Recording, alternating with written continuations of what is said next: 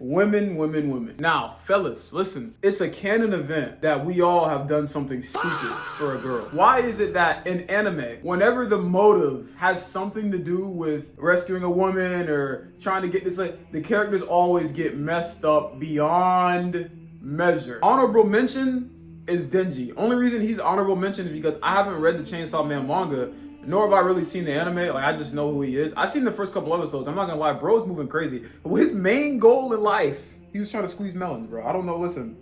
Number 3, Ken Kaneki. His dad died. His mom died trying to help his sister, first off, which is crazy. He grew up reading books all by himself. He had one friend throughout his entire life. They're sitting in a bookstore, or not a bookstore, they're sitting in a coffee shop, right? And in case you haven't seen Tokyo Ghoul, 1, you're gonna get spoiled, so relax. and 2, if you have, welcome. Anyway, there are ghouls and there are humans. A ghoul is basically like a vampire, but like a super vampire. Like, they eat people. They don't just suck blood, they suck you dry and leave you like a husk. No, they eat, like, if they're hungry, they go kill you in an alleyway. Yeah, you know your liver that you work so hard to protect? Yeah, they go get that too. They go get in there. Ghouls also have something called Kagane. That's basically like something that gives them the edge. Every person, if you're walking on the street and you run into a ghoul and you're alone, you're gonna die. Like, these tentacles and tails and blades can pierce through concrete. I've seen it. I don't know how they're just living there, but anyway, so Kaneki and Hide are chilling in a coffee shop called Inteku. But what they don't know is the entire coffee shop is ran by ghouls. But these ghouls are basically on some like redemption arc stuff. Like, they done killed a lot of people. The leader of the cafe basically told him it's a better way, and then he was trying to show them like a better life to live, right? And they're chilling, and there's a girl in there, and she's like she got like purple hair, she's really pretty, she's reading a book, and I think her and Kaneki were reading the same book, and then Hide, you know, being a guy friend, was like, yo, go, she go right there, like, look, there you go right there.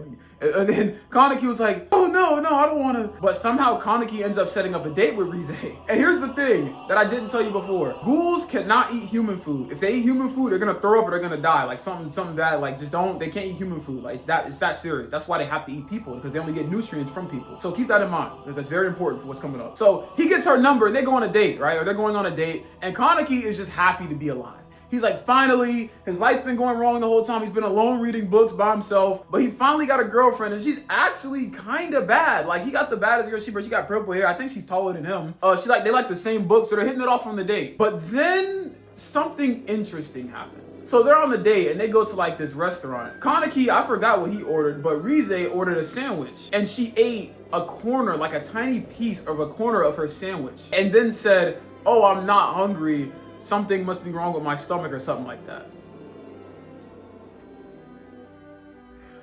Back then, I didn't know. I thought that was weird. I didn't pay attention, so that's why it caught me so off guard. She's not hungry, right? Okay, fine. The date ends. Kaneki's walking her home. Rize is basically finna take, that's the girl's name. She's basically finna take him to, you know, her house, right? She's taking him to her house. So they get to this place where it's split off, and there's a girl that walks by. And the girl that walks by is one of the ghouls from the coffee shop. Her name is Toka. She said, she didn't even try to save him. Cause she knew what Kaneki did, and she knew Rize was finna get in them guts, literally. So, no. So Kaneki is unbeknownst to all of this, bro. He's just trying to enjoy life. He walks back, and then Rize gets all close to him, right? And you know Kaneki, you know, this is probably the first girl he's ever talked to. He's like, oh my gosh, she's hugging me, bro.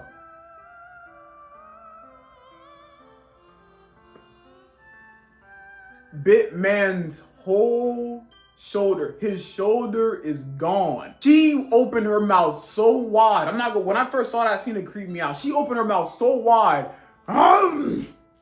bit his shoulder off. He's on the ground, he can't believe it. He's like, no. And you know what she's doing? After she just bit a chunk out of his shoulder, you know what she's doing?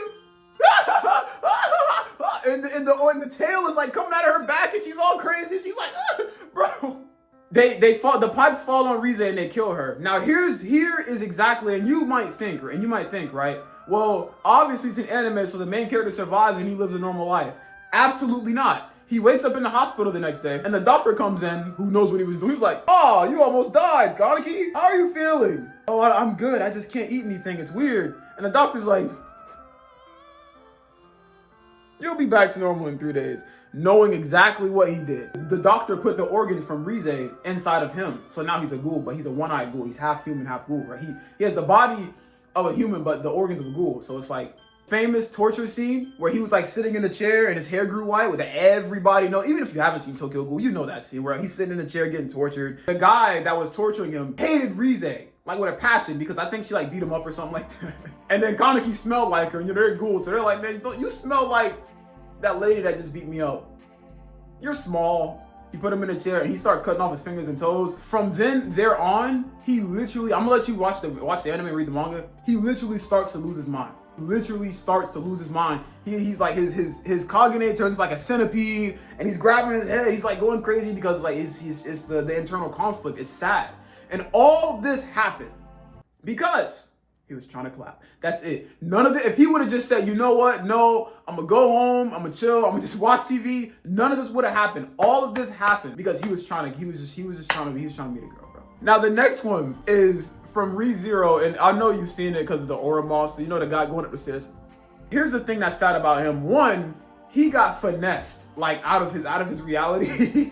I don't even know. Like, bro, these anime, they gotta start explaining this stuff, bro. He was coming out of the grocery store, probably finna go home and like watch an anime or something, or play a game. And then he literally gets isekai for no reason. That's what happened. There is no train, there's no bus, there is no god that comes to him and is like, hey, you're gonna go here. He literally blinks and he is somewhere else in a new world. He's chilling, and then I think there was some kind of incident that happens and he ends up dying. Like, he ends up getting stabbed by like these like street thugs or whatever, and he's stabbed and he dies. And he's alive. And he's like, but he's back at an earlier point. He's like, wait, what just happened? What's going on? Why am I so alive? Dies a few more times, and then he gets to the point where he realizes he can return by a curse that was placed on him, which I'm sure is by the Witch of Greed. It was one of those. They're all crazy. They put a curse on this guy for no reason. He was just chilling, living his life. He already didn't want to go to school. He was already probably semi-depressed, and he was just chilling. His dad used to like beat him up for no reason or something like that.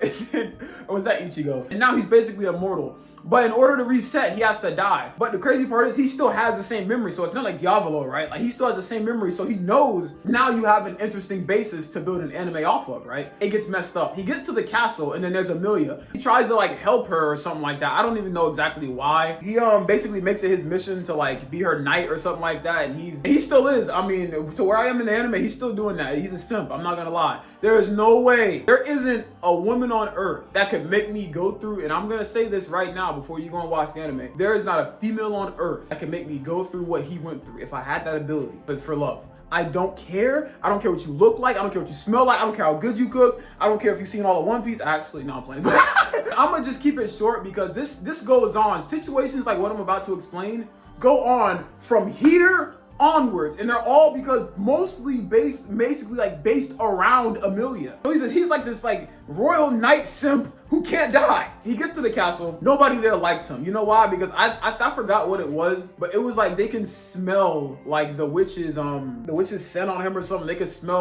can sense like something's not right with him. I forgot who he was trying to save. I don't know if it was Emilia or somebody, but there's this lady who I hate to this day. I hate her like I hate the Celestial Dragons. It's that deep. So this lady, she's like and it makes me even madder that she's bad too. So that makes me like, oh, you don't gotta be doing this. But anyway, she basically like finds Subaru and she's like the organ splitter or something like that. I forgot her name. It was something with organ. What she likes to do is cut people and then like pull their organs out and watch them slowly down, like make eye contact with them while they're dying while she's holding their organs. That's what she likes to do. So she caught Subaru slipping and then she kills him. And I'm sure the motivation was Emilia again. So she kills him, or not kills him. She cuts his belly open.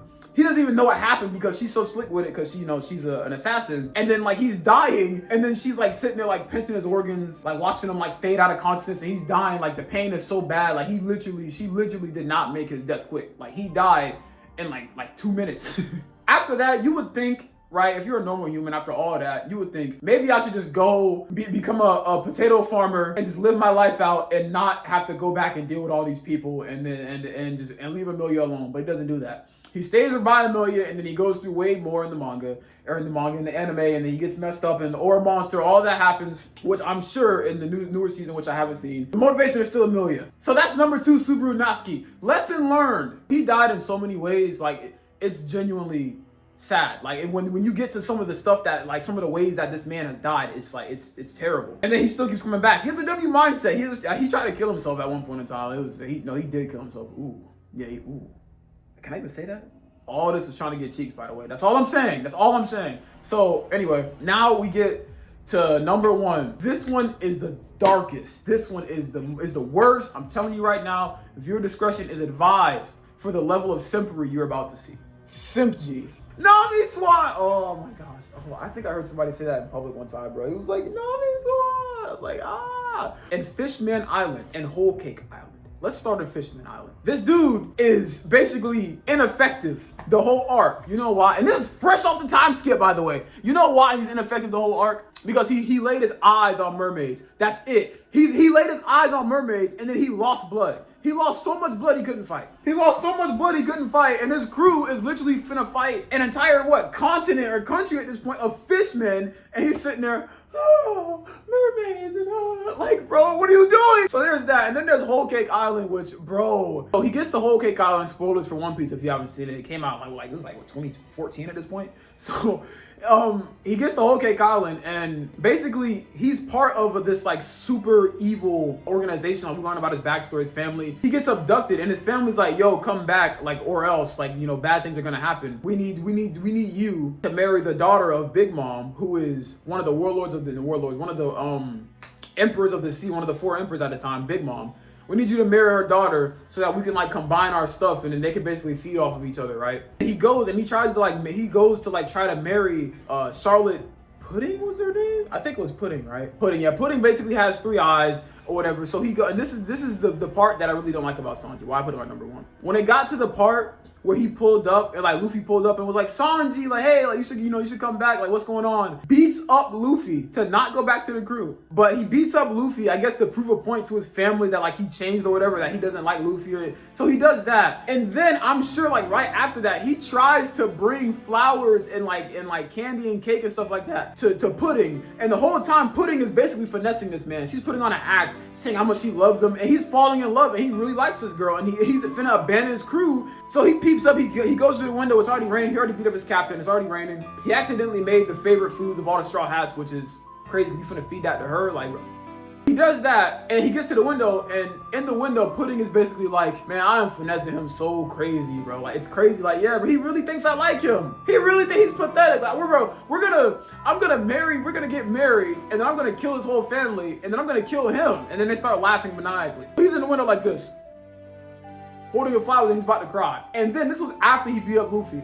So now he's on rock bottom. So now he's sitting there. He's like, it's a scene where he was like trying to like spark the lighter, but it was in the rain, and he's like crying. Diablo Jambe Luffy to the point where he passed out in front of Nami just to get finessed. But when it comes to women, bro, you gotta watch out. He did basically beat up the guy that saved his life multiple times and actually like helped him try to achieve his dream for a girl. Don't make dumb decisions over girls, because you can end up either a ghoul and a mortal person that's forced to adapt, or Sanji, which is even worse. So thank you for watching and subscribe, and I'll see you on the next one.